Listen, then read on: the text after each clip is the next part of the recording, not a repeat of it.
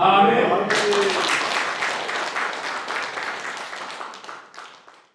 오늘 말씀은 교회 역사뿐만 아니고 세계 역사에 있어서 변곡점이 될 만한 사건을 기록하고 있습니다.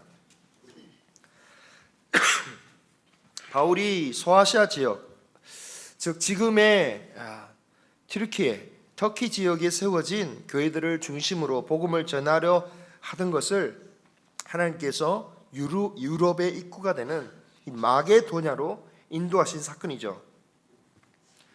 그런데 그렇게 인도하신 방법이 바울로서는 참 당황스럽고 혼란스러운 방법이었습니다. 6절에 보시면 바울이 소아시아 도시들을 다니면서 이 복음을 전하려고 했지만 성령이 막으셨다. 성령이 막으셨다. 지금 바울이 자기 마음대로 가는 것도 아니고 나쁜 일을 하러 가는 것도 아니고 하나님의 복음을 전하러 나가고 있는데 어떻게 된 영문인지 하나님께서 그 사역의 길을 막고 계시다라는 거죠. 때로 하나님께 기도하고 나아갔는데도 하나님께서 내 기도를 들어주시지 않고 제대로 인도해 주시지 않으시는 것처럼 느껴질 때가 있습니다. 그럴 때 우리는 흔히 신앙과 현실은 다르다, 성경의 이야기와 실제 일어나는 일은 다르다라고 그런 결론을 내리죠. 하지만 그런 결론을 내리기 전에 하나님의 말씀이 과연 뭐라고 하셨는지부터 우리는 살펴봐야 될 것입니다. 이사야 55장 8절 말씀입니다. 같이 읽겠습니다. 시작. 이는 내 생각이 너희의 생각과 다르며 내 길은 너희의 길과 다름이니라.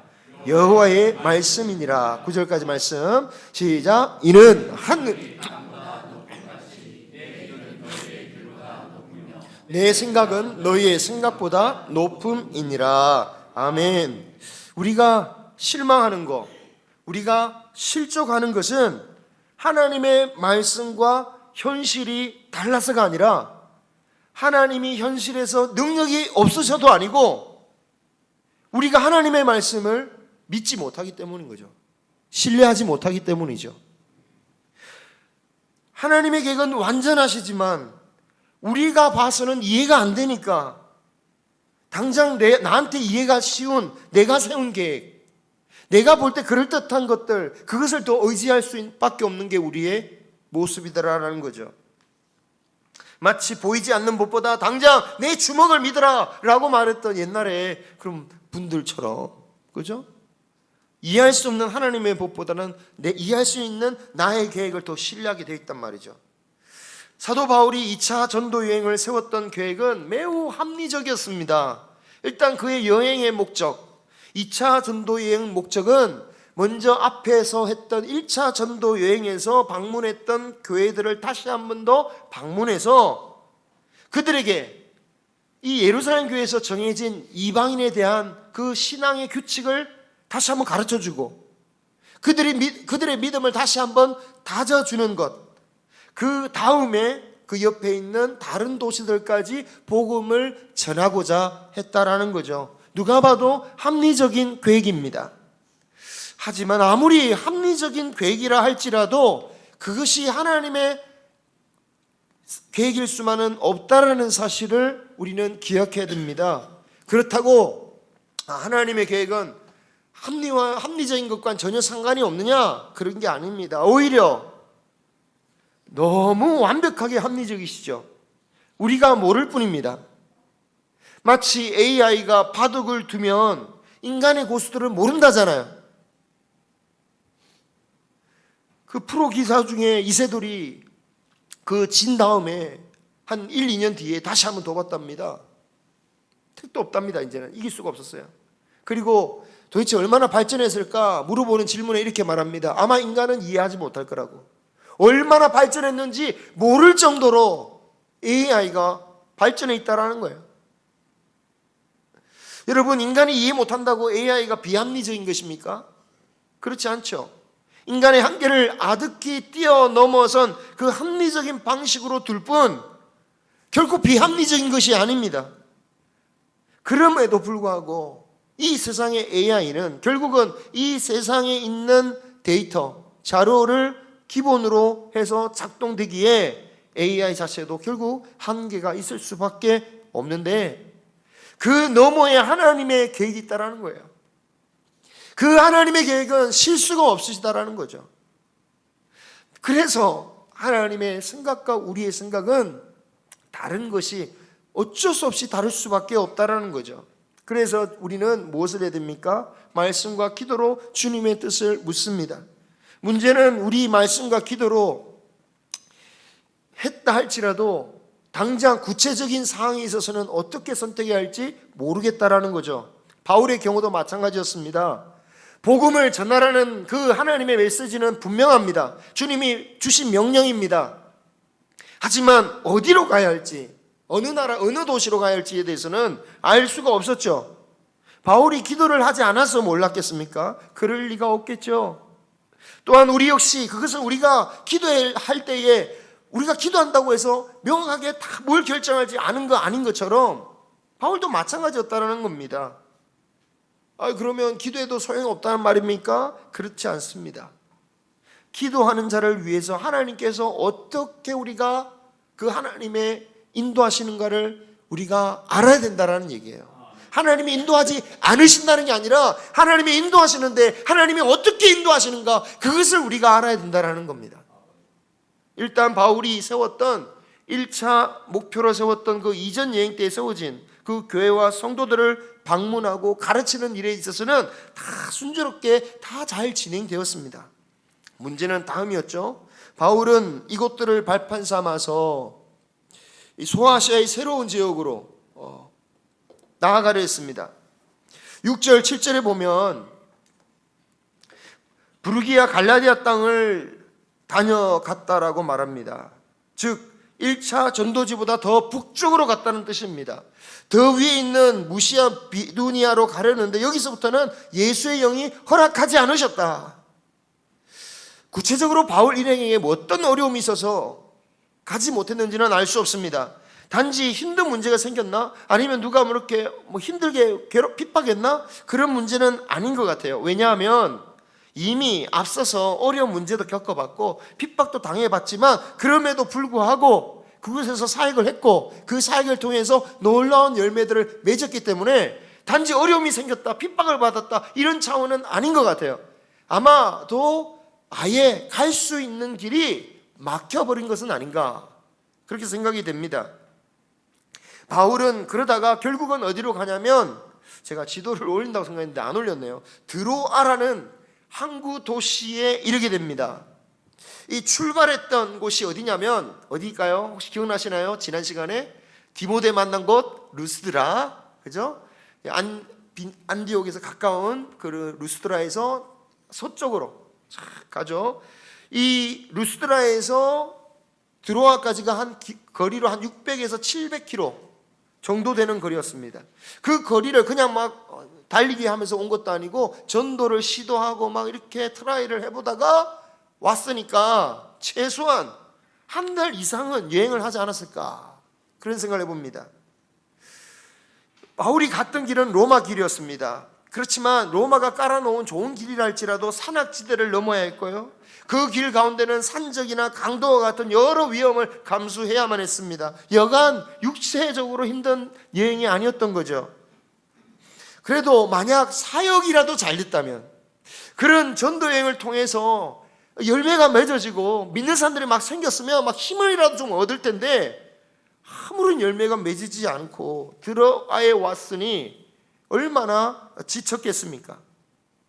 그런데 그렇게 지친 그날 밤에 하나님께서 환상을 보여주시죠. 마게도냐 사람이 환상 가운데 나타나서 바다를 건너와 우리를 도와달라라고 부탁한 겁니다.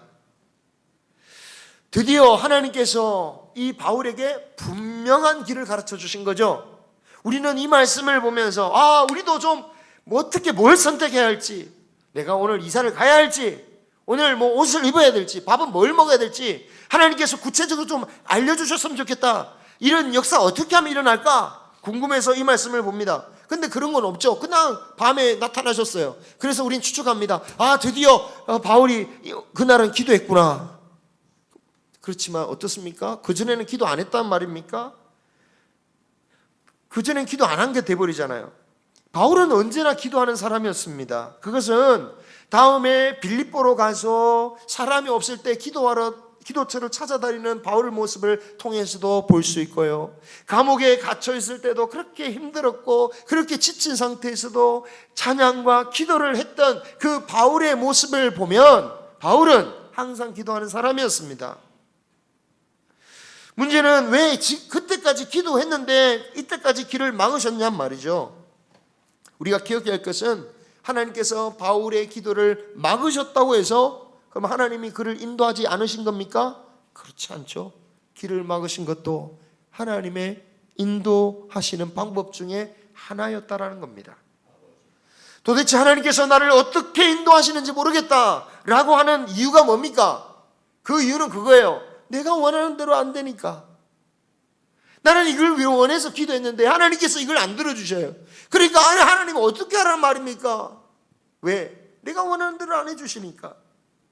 자녀들은 부모님이 자신의 뜻대로 해주지 않을 때 부모가 나의 앞길을 막는다라고 생각합니다. 물론 이 땅의 부모는 실제로 그럴 수 있어요. 그죠? 이 땅의 부모는 그럴 수 있습니다. 완전하지 않으니까. 하지만 하나님은, 완전하신 하나님은 완전한 길로 우리를 인도하신다는 것을 우리가 믿어야 할 줄 믿습니다. 실수가 없으신 하나님이십니다. 하나님이 실수하셨나? 실수하셔서 제가 지금 설교하는데 감기가 걸린 건가? 우리 보기에는 망할 것 같은 그 길도 하나님은 기도하는 자를 위한 선하신 길인 줄을 우리가 믿으시기를 바랍니다. 세상 사람들은 자신의 소원을 비는 것을 기도라고 생각합니다. 그렇죠? 대상은 솔직히 상관없어요. 기독교인 중에 그런 사람이 있을지 모르겠지만 내 소원을 들어준다면 물 떠놓고도 기도할 수 있고 산에도 기도할 수 있고 점쟁이한테도 찾아갈 수 있고 용하다 싶으면 누구든지 찾아가는 거예요. 그게 기도라고 생각합니다. 하지만 우리의 기도는 그게 아니란 말이에요. 우리의 기도는 하나님의 인도하심을 구하는 것입니다. 주님께서 겟세마네 기도에서 어떻게 기도하신 걸 보면 아시잖아요. 주님이 원하시는 길과 하나님이 예수님의 인도하시는 길이 달랐던 거예요. 하지만 주님은 어떻게 기도합니까? 하나님의 원대로 되옵소서. 그게 우리의 기도란 말이죠. 그러니 기도하는 자는 반드시 응답하신 하나님을 믿고 길이 막힐지라도 실패한 것 같을지라도 하나님께서 나를 인도하신 것을 믿고 낙심치 말고 인내해야 될 줄 믿습니다. 반면 기도하지 않는 사람, 하나님의 인도하심을 구하지 않는 사람에게는 정반대의 현상이 일어나기도 합니다. 내 뜻대로 잘 되는 거예요. 사업도 잘 되고 계획대로 척척 잘 진행됩니다. 건강관리도 얼마나 잘하는지. 그런데 여러분, 하나님의 인도하심이 아닌 자신의 길을 가면 결국 어떻게 됩니까? 실패하는 겁니다. 왜 실패하는 거냐? 진짜 두려운 거예요. 왜 두렵습니까? 하나님을 떠났는데도 잘 되면 어떻게 되겠습니까? 하나님과 상관없는 자가 되는 거 아닙니까? 생명이신 하나님으로부터 떠나는 것 아니겠습니까?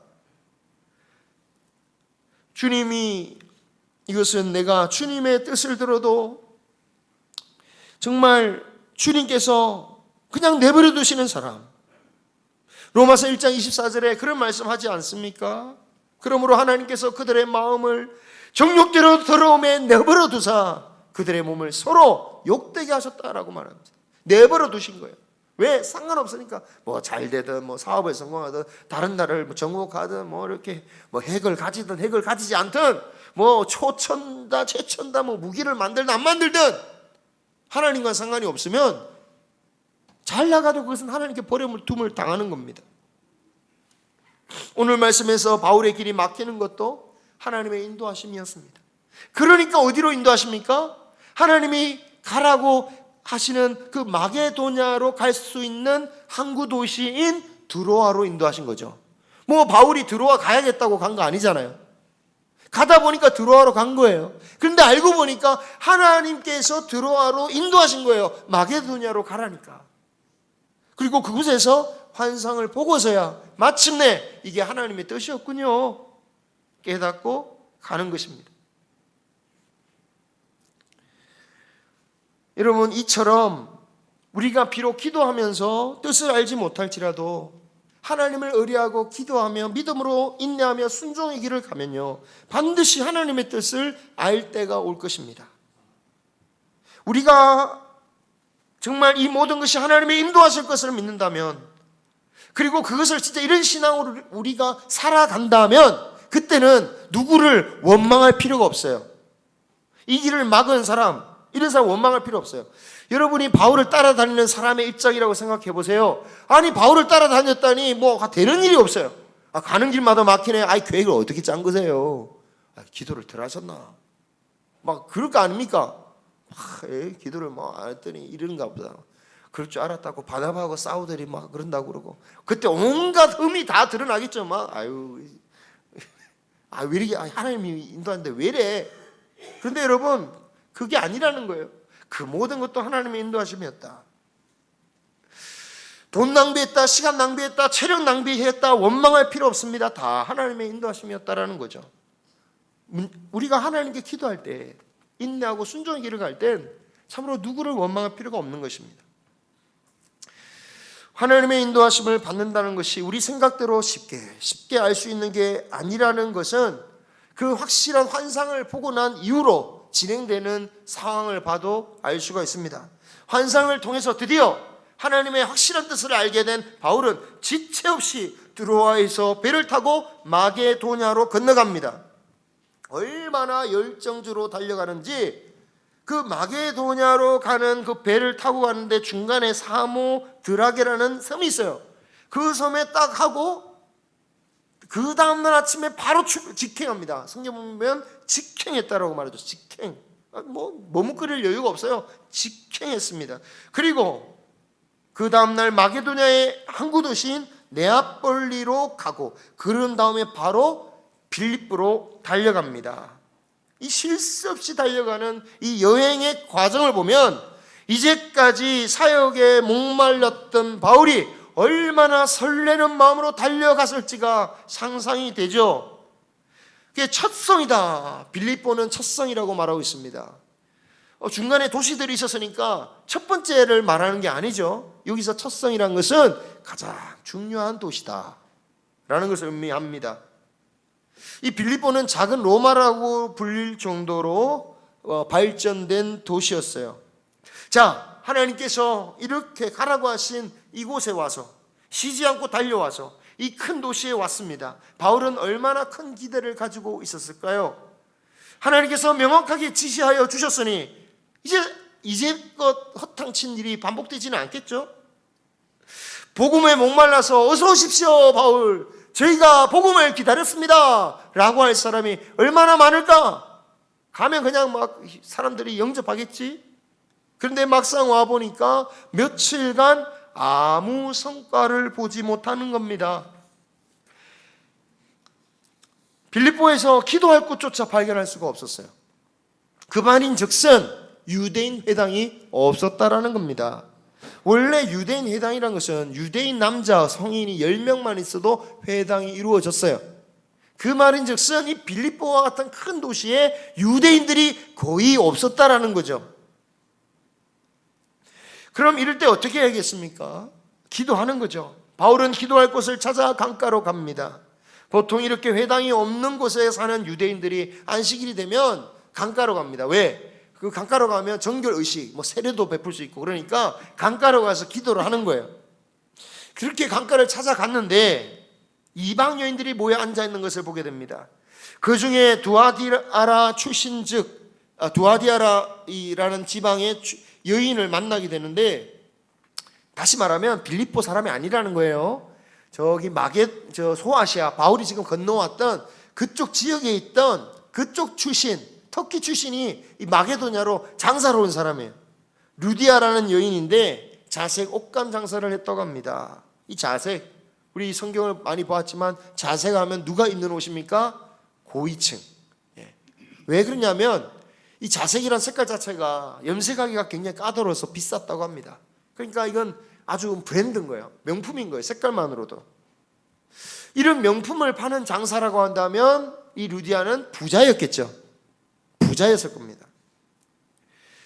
그리고 그녀는 하나님을 섬기는 사람이다라고 표현하고 있습니다. 이방인 여인인데 하나님을 섬기는 사람이다. 이것은 하나님을 두려워하는 사람이다라는 말과 같은 말이죠. 즉 이방인이지만 유대교의 하나님을 믿고 해당 예배에 참여하는 사람이었다라는 거예요.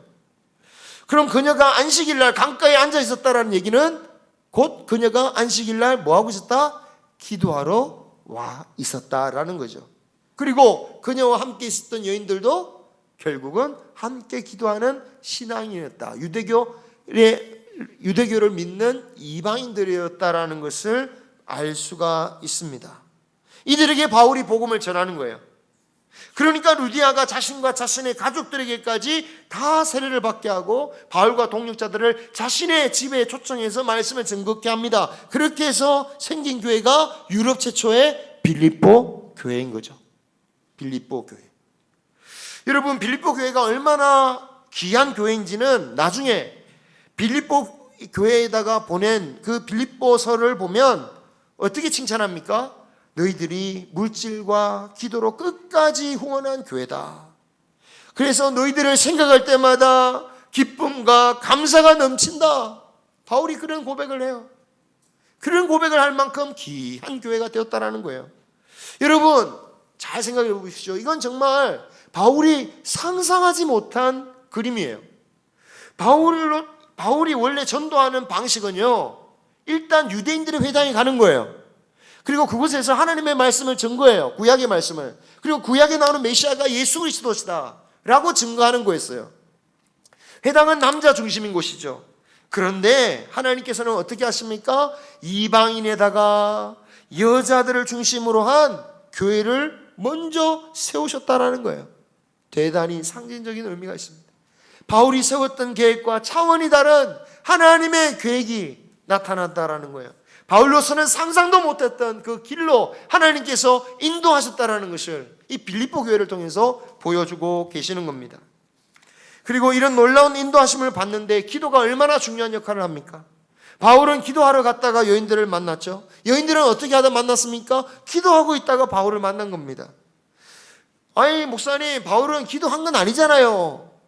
기도처를 찾으러 갔지 뭐 기도한 건 아닌데 왜 그러십니까? 여러분, 기도라는 게 뭡니까? 하나님을 의지하는 겁니다. 주님의 뜻을 묻는 겁니다. 그렇기 때문에 기도만을 위해서 따로 시간과 장소를 구하러 찾는 것, 이것 자체도 하나님을 의지하고 하나님께 나아가는 것인 거죠. 몸으로 하는 기도인 것이죠. 우리가 믿는다, 기도한다라는 것은 다시 말하지만 우리의 필요한 것을 구하기 위한 수단으로서 이해하면 우리는 하나님의 말씀을 제대로 이해하지 못합니다. 하나님은 내가 구하는 것만 주시는 분이신가요? 그렇지 않다라고 말씀하셨습니다. 혹시 내가 기도하는데 이거 놓쳐서 하나님이 내가 못해줄까 봐 정정긍긍하시는 분들도 있지만 우리 하나님이 그런 분이라고 하나님이 말씀하셨습니까? 우리는 그렇게 생각할 수 있어요. 말씀을 모르면 그렇게 생각할 수 있어요. 하지만 예수님은 그렇게 아니다. 너의 필요한 모든 것을 내가 안다. 왜? 나는 너의 하늘의 아버지가 아니야. 그러면 기도할 필요가 없습니까? 그게 아니라니까요. 기도란 게 뭡니까? 왜 기도를 해야 됩니까? 믿음과 기도를 통해서 주님의 뜻을 따르기 위해서. 그래서 주님은 먼저 그 나라와 그 의를 구하라고 하신 거예요. 그래서 나한테 별 관심이 없잖아요. 뭐 하나님 나라와 의를 위해서 기도하라고 하면 별 감흥이 없어요. 내가 필요한 게 아니니까. 그런데 그런 우리에게 주님이 딱 말씀하시는 거예요. 필요한 거 기도하는 거, 그것만 위해서 기도하는 건 하나님 믿지 않고 다른 신에게 믿는 다른 사람들도 다 그렇게 기도해. 이방인들이 하는 기도야. 그런 기도, 필요한 것도 기도할 수 있지만 하나님이 너에게 주신다는 걸 알고 다른 하나님 나라와 그 일을 위해서 기도해. 여러분, 내가 가고자 하는 길로 가기 위해서 기도하는 게 아닙니다. 하나님께서 인도하시는 길로 갈 수 있도록 우리는 기도해야 합니다.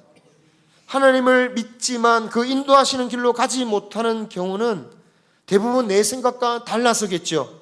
어려움이 생기고 내 인생에 도움이 되지 않을 것 같으니까 포기하는 것입니다. 하나님 나를 인도하소서, 이 말의 의미가 뭡니까? 내가 가고 싶은 곳 잘 인도해 주세요가 아니라 하나님의 길로 인도하실지라도 내가 어려움을 당하지 않게 해달라, 그런 의미가 아니고 어떤 길로 인도하시든 내가 그 믿음으로 갈 수 있도록 나의 생각과 나의 손과 내 발을 붙들어 주옵소서. 견디게 하옵소서. 흔들리지 않게 하옵소서. 아무 것이 없어도 주로 인하여 즐거워하며 찬양하게 하소서. 여호와로 인하여 내가 즐거워한다고 찬양한다라고 고백하게 하옵소서. 그렇게 하라는 의미인 거죠. 이것을 이해해야만 우리 다음 주에 살펴볼 바울이 감옥에 갇혀서 그렇게 기도하고 찬송해놓고 정작 기적이 일어났는데 감옥에서 빠져나오지 않은 이유를 알 수가 있는 거죠. 자신의 소원을 위해서, 자신의 필요한 것을 위해서 기도했다면 기분 좋게 감옥에 나와서 이렇게 내가 감옥에 나왔다고 간증할 거 아닙니까? 그러나 그게 아니었어요. 하나님 나라와 그 의를 구하는 기도를 하니까 간수를 보면 간수를 살리고 오히려 감옥에서 막 버텨요. 사랑하는 우리 모든 성도님들, 하나님의 인도하심을 깨닫고 받아들이며 따를 수 있는 저와 여러분이 되시기를 주님의 이름으로 축원합니다. 기도하겠습니다.